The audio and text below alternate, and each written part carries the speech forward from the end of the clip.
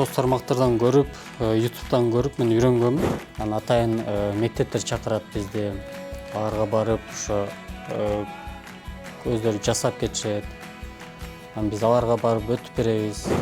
Жаш балдарга мелкая моторикасын деп коет. Аны аябай өнүктүрөт.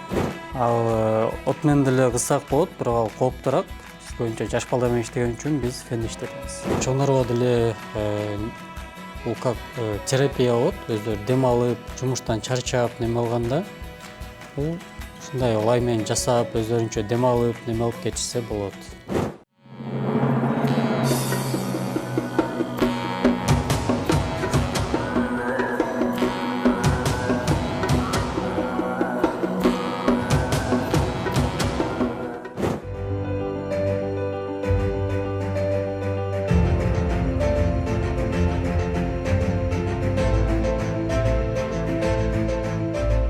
Көпчүлүк үчүн бул жөн эле топурак же бут алдында жаткан кум сезилиши мүмкүн. Бирок топуракты колу менен сезип, анын жөн эле чопо эмес, андан керемет чыгарма жараларын билген инсан үчүн өзгөчө аалам.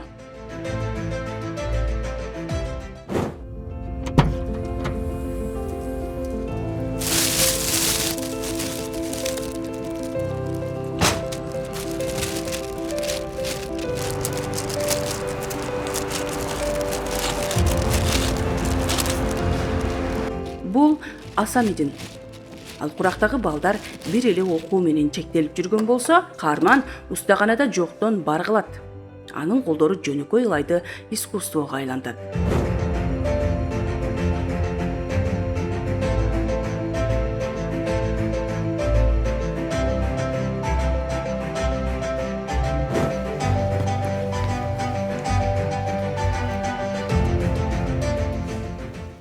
Бул менин өнөр-канам. Бул жакта биз мастер-класстарды өтөбүз, чопо боюнча жана сүрөт боюнча. Биринчиден лайды биз даярдалабыз. Биз лайды көбүнчө Россиядан заказ кылабыз. Россиядан жана Бишкектен, Өзбекстандан алабыз. Өздөдө деле лай бар, просто аны тазалап, даярдоо көп убакытты талап кылат. Ошон үчүн биз даяр заказ кылабыз, даяр алып, даяр келет бизге. Биринчи жасаганда биз чопону даярдалабыз. Ада эч кандай аба калбаш керек. Жакшына буну уруп, толуктолабыз. Если аба калып калса, ал печкада бышыратып, курубатып, жарылып кетиши мүмкүн. Башында бул как хобби катары болчу. Мен Орусия мамлекетинде окуп жүргөндө, ал жакта кызыгып, ал жакта чопо боюнча мастерскойлор көп. Карасам, бизде ошто ал өнүккөн эмес экен. Ошондон кара мен кызыгып баштадым. Мен деле биринчи ошо мастер-класска келип бир жолу жасап көргөм. Андан кийин ошко келип, соц тармактардан көрүп, YouTube'дан көрүп мен үйрөнгөм. Башында аябай кыйын болгон. Мастер-класс өтүштү бир жарым жылдан кийин только өтүп баштагам. Башында ошо көбүнчө ошо өзүм досторума, тааныштарыма, аларга өтүп үйрөнгөм. Ар бир буюм жасаганда анын өзүнүн көлөмү болот. Ошо биз буну бөлүп алабыз. Ар кандай буюмдун өзүнүн ошо мисалы бул жакта азыр 2 килограмм лай бар. 2 килограммдан примерно 3-4 кружка чыгат.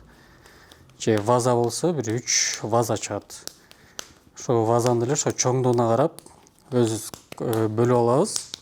Ар бир мастер-класстын башында биз ушундай кылып даярдап алабыз.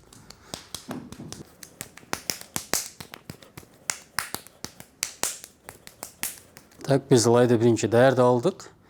Андан кийин биз гончарный кругта, атайын аппаратта биз ал жакта ар кандай формаларын жасап алсак болот. Формаларын жасалгандан кийин курутуп, аны боеп, ар кандай немелерди берсек болот. Ар кандай жазууларды же оймо чимелерди. Азыр биздин чопобуз даяр болду. Эми бул жакта жасасак болот.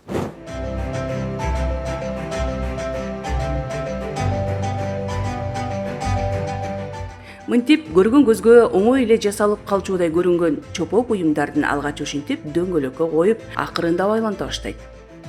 Ылайдын ортосунан бийиктик пайда болуп, калыпка келет. Бул эң динамикалуу учур.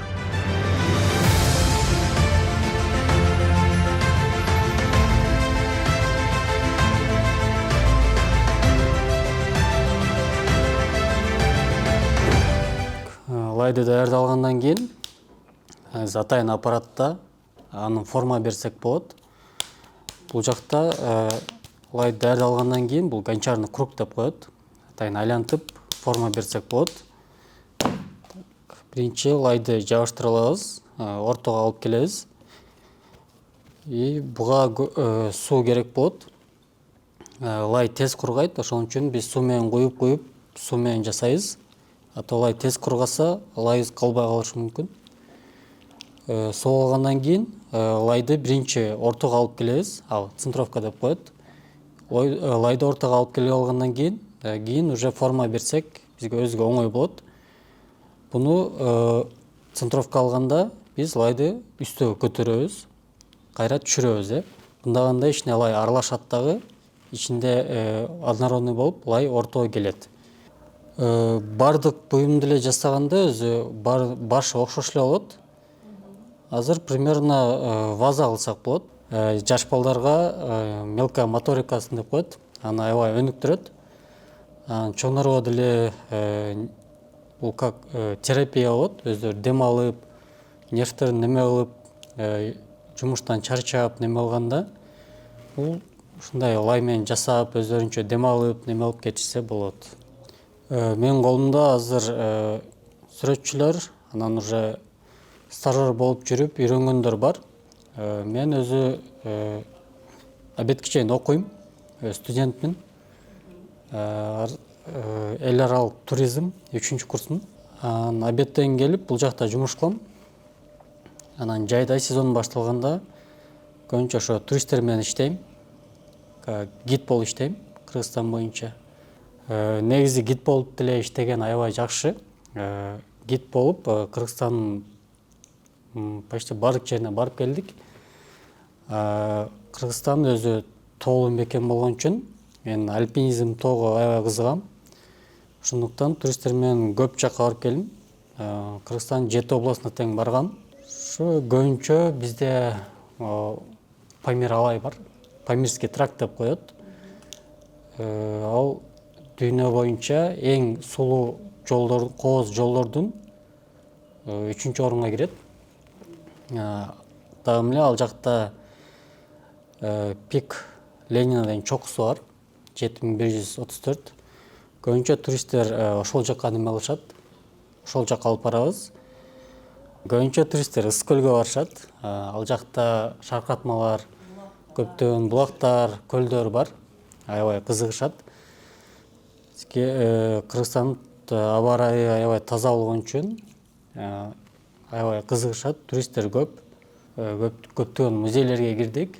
Ал жакта ошо эски мурун жасалган куналар аябай көп. Аларды көрүп, ошо мурунку убакытта эле алар уже ушинтип жасап, аябай өнүккөн экенин көрүп кубандык. Азыр бизде Ош шаарында бул чопо менен жасоо эми аябай көп кызыгып башташты. Биринчи жылдары аябай бул эмне деп таң калчу.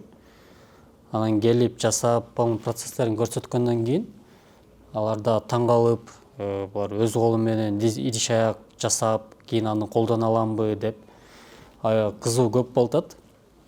Бизге көбүнчө жаштар келет, чоңдор келет. Анан атайын мектептер чакырат бизди. Аларга барып, ошо өздөрү жасап кетишет. Анан биз аларга барып өтүп беребиз. Ошо келип, көрүп, өздөрү жасап, аябай таң калышат. Көбүнчө ошо азыр жаштар көп келип баштады. Эми Ош шаарында атайын свидания бара турган мындай кызыктуу жер деле азыраак. Ошон үчүн мындай башкача кылып өткөрөйүн деп атайын бизге келишет. Мындай чоподон жасап, сүрөт тартып, ошо бири-бирине жасап, убакытты көңүлдүү өткөрүп кетишет.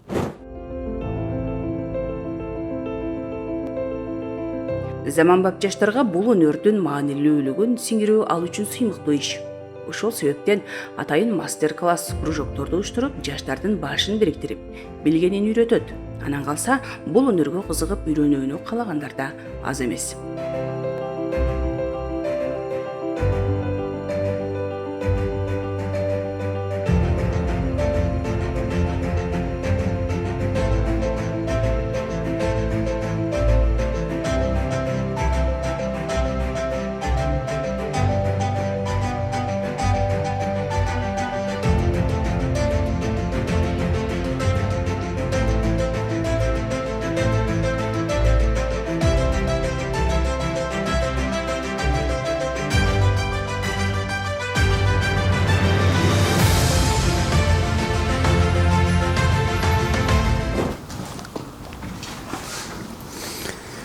атайын строительный фен менен буну курутуп алабыз.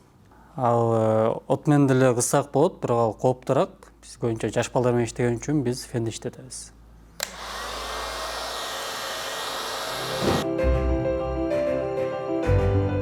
Чынында бир кумураны жасап, даяр кылуу процесси узак убакытты талап кылат.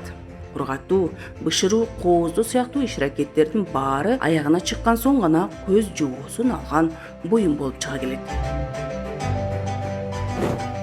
Буну курутуп алгандан кийин биз бул жака коюп, тегиздеп, жазып, бояп алсак болот. Бул печка полностью даяр болууга чейин примерно 3 жума кетет. 1,5 жума бул туруп, кургайт өзү. Кургандан кийин ал печка салынат.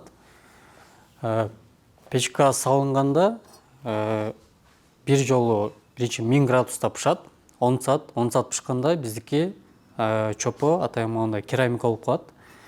Андан кийин чыккандан кийин экинчи этап болот. Экинчи этапта биз глазурь менен жабабыз. Ал атайын пищевой айнек болот, жидкое стекло деп коет. Анан пышкандан кийин акырында уже даяр болуп калганда итогдо ушундай болуп даяр болуп пышат.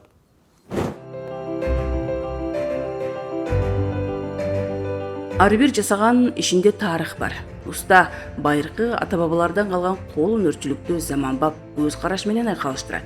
Бул жерде чыдамкайлык, тактык жана эң башкысы сүйүү бар.